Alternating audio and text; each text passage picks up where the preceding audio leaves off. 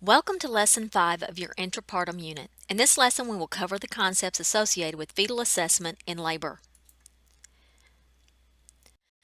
The objectives of this lesson will include differentiate between preterm and low birth weight, discuss major risk factors associated with preterm birth, analyze current interventions to prevent spontaneous preterm birth, discuss the use of tocolytics and antenatal glucocorticoids in preterm labor, describe the care of the woman with a post-term pregnancy, explain the challenges of caring for obese women during labor and birth, summarize the care of the woman experiencing a trial of labor, induction or augmentation of labor, forceps or vacuum-assisted birth, a cesarean birth, or a vaginal birth after a cesarean section, and discuss the obstetric emergencies and their appropriate management.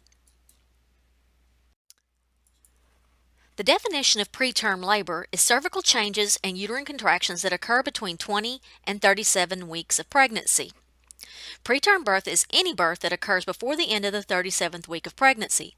About 75% of the women in the United States are considered late preterm birth because the birth occurs between 34 and 36 weeks gestation. Preterm birth and prematurity describes length of gestation regardless of birth weight. Low birth weight describes any birth weight 2,500 grams or less, easier to measure than preterm birth. Preterm birth is more dangerous. Intrauterine growth retardation is inadequate fetal growth. Infants born preterm may weigh more than 2,500 grams at birth.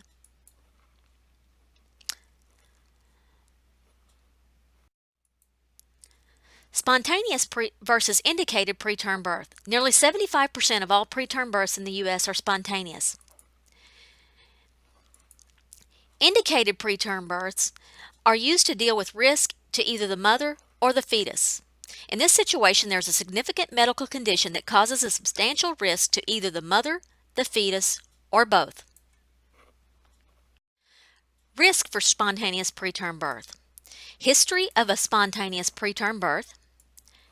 African American race, genital tract infections and UTI, multifetal gestation, second trimester bleeding, and low pre-pregnancy weight. Predicting spontaneous preterm labor and birth. A biochemical marker called fetal fibronectin has been studied for use as a diagnostic test for preterm labor risk. The procedure is to collect fluid from the woman's vagina using a swab during a speculum exam. The presence of fetal fibronectin may be related to placental inflammation. This test is not a sensitive predictor. Cervical length is an indicator of preterm birth. Digital and ultrasound exams are not good predictors of cervical changes as the changes take place over weeks. However, it has been discovered that women who have a greater than 30 millimeter cervical length are unlikely to give birth prematurely even if they experience the symptoms of preterm labor. Causes of spontaneous preterm labor. Infection is one of the primary conditions associated with preterm labor. If the birth occurs before 30 weeks, the cause is likely infection. Women with periodontal disease have an increased risk of preterm birth. Bleeding at the site of the placental implantation in the first or second trimester is thought to start preterm labor due to the ischemia or hemorrhage at the decidual layer.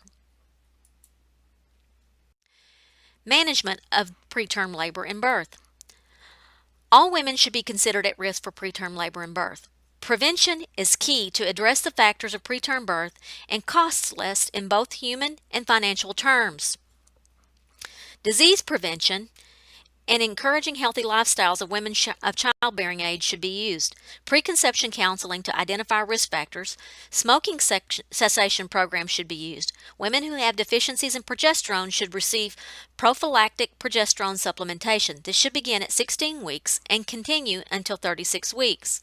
More research is needed for the methods of preventing preterm labor and birth.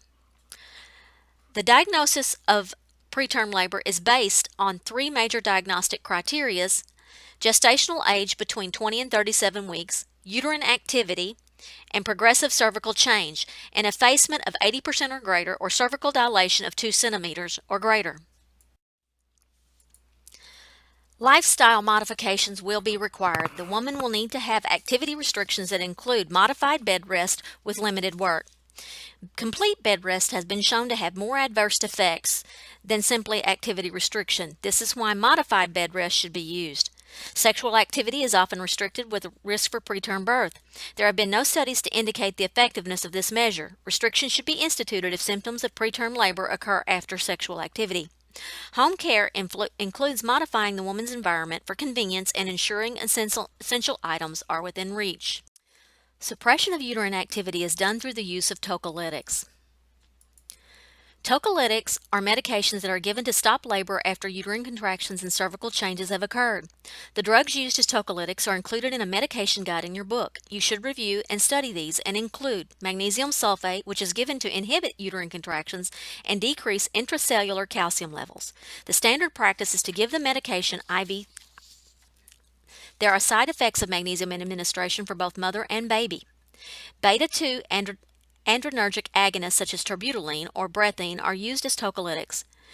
Terbutaline works by relaxing uterine smooth muscle as a result of stimulation of the beta-2 receptors in the uterine smooth muscle. Terbutaline may be given to help diagnose preterm labor. If one dose of terbutaline stops contractions, the patient is not likely to be in preterm labor. Terbutaline is also given when initiating treatment that has a slower action. A subcutaneous dose of terbutaline may be given to suppress uterine tachysystole during labor or to allow rest before a cesarean birth. Nifedipine, a calcium channel blocker, is given to suppress contractions. Nifedipine works by inhibiting calcium from entering smooth muscle cells, thus reducing uterine contractions. Indomethacin, an NSAID, has been shown to block preterm labor by blocking prostaglandins. If there is a risk of preterm birth, promotion of fetal lung maturity is accomplished through the administration of antenatal glucocorticoids. This is considered the most cost-effective and cost-efficient intervention for preventing morbidity and mortality with preterm labor. All women between 24 and 34 weeks gestation are given a single course of antenatal glucocorticoids when preterm birth is threatened.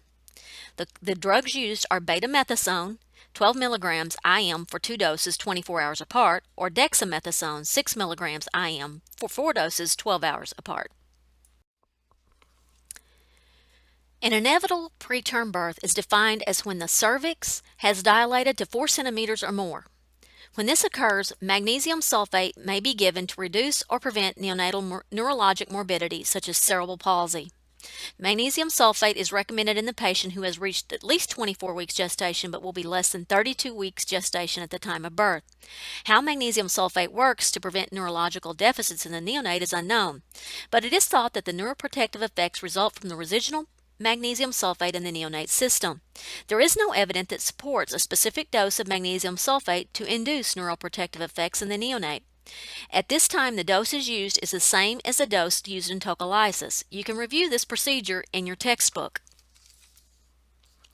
Malpresentation is common in the premature neonate. As a neonate may be born through a partially dilated cervix with malpresentation, the nurse needs to be prepared to handle an emergency delivery, either cephalic or breech, without the primary health care provider being present.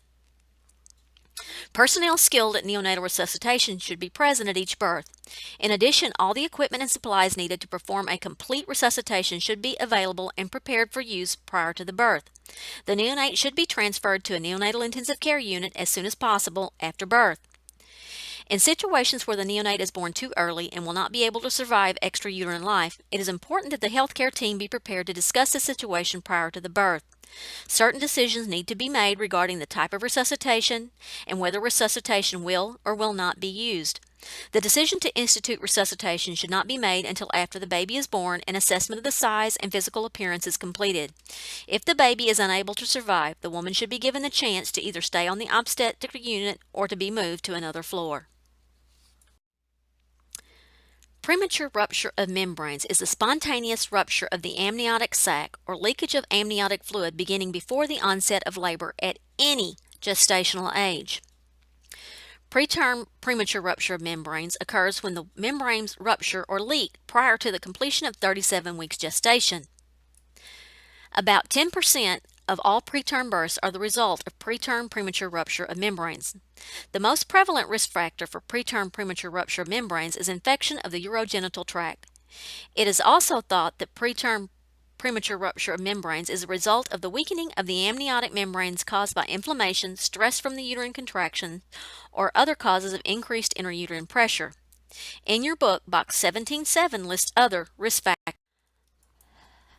Management of the patient with premature rupture of membranes is based on the assessment of risk of maternal, fetal, and neonatal complications if the pregnancy were to continue. Premature rupture of membranes is usually managed conservatively with a non-stress test and biophysical profile at least daily. The mother should be taught how to do daily kick counts. The woman will also need to be monitored for labor, abruption, and infection. Infection is the greatest risk. If infection is indicated, induction of labor will likely occur. Preterm premature rupture membranes may be managed expectantly or conservatively. If the fetus is less than 32 weeks gestation, expectant management will be instituted with the patient hospitalized and glucocorticoids given to decrease the risk of maternal or neonatal complications. In either premature rupture membranes or preterm premature rupture membranes, a 7-day course of antibiotics will be given. According to Mercer, this practice has shown to prolong the time between premature rupture membranes or preterm premature rupture membranes and birth, as well as decrease maternal chorioamnionitis and postpartum endometritis, and prevent sepsis, pneumonia, and intraventricular hemorrhage in the neonate. Chorioamnionitis is a bacterial infection of the amniotic cavity. This is a major cause of complications in both mothers and neonates at any gestational age. The incidence is 1 to 5% of term births and as great as 25% in preterm births. The clinical findings in a mother with chorioamnionitis are maternal fever, fetal tachycardia, uterine tenderness, and foul odor of the amniotic fluid. Risk factors for chorioamnionitis include long labor, prolonged membrane rupture, multiple vaginal examinations, and use of internal fetal heart rate and contraction monitoring modes. Other risk factors of significance are young maternal age, low socioeconomic status, nulliparity, and pre-existing infections of the lower genital tract. Maternal risk for complications include bacteremia and dysfunctional labor, which could result in the need for a cesarean birth. Risks to the fetus include pneumonia, bacteremia, and sepsis. Prompt treatment with broad-spectrum antibiotics and birth of the fetus are necessary to prevent maternal and neonatal complications. Ampicillin and gentamicin are the most common antibiotics used during labor.